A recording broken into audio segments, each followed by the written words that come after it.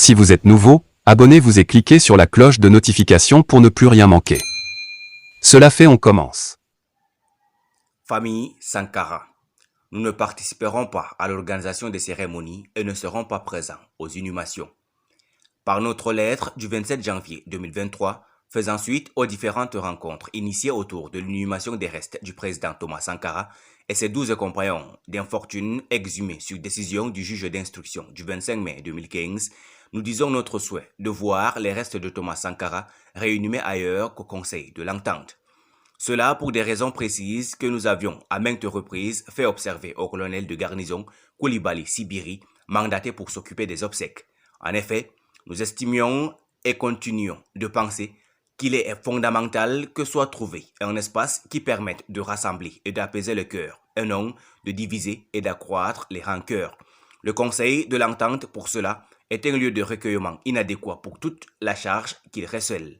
Nous sommes donc surpris d'apprendre par un communiqué du 3 février 2023 émanant du ministère de la Communication, de la Culture, des Arts et du Tourisme, porte-parole du gouvernement, que décision a été prise de procéder à l'inhumation des dépouilles sur ce lieu pourtant conflictuel et polémique.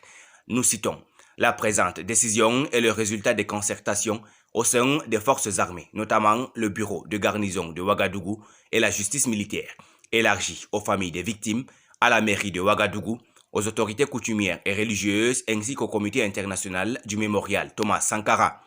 Nos raisons submentionnées ont été pourtant plusieurs fois claires, ressorties, et cela dès les toutes premières idées évoquées par le mémorial Thomas Sankara il y a quelques années quant à un éventuel transfert de la dépouille de Thomas Sankara au Conseil de l'Entente.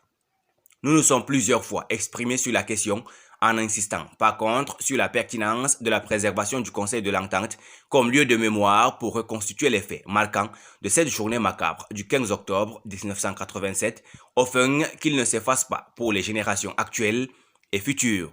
Nous sommes sensibles à tous les égards que le peuple burkinabé accorde à cette mémoire à travers toutes ces manifestations de sympathie, de préservation de l'histoire de la mémoire de notre pays.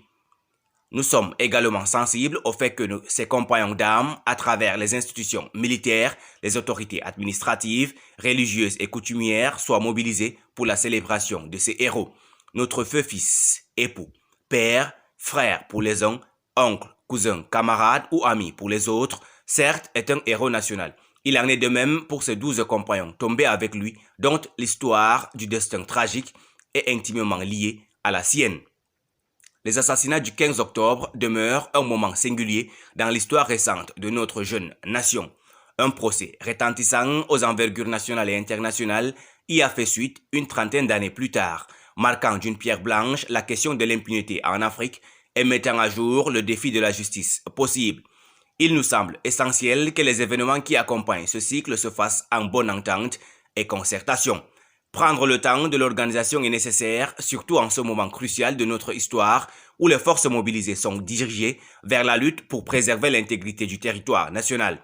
C'est le moment de souhaiter que la réinhumation du président Thomas Sankara se fasse de façon consensuelle dans le calme, étant donné que nos amis à travers l'Afrique et le monde nous regardent et se sentent concernés par ces obsèques qui sont un temps fort de notre histoire.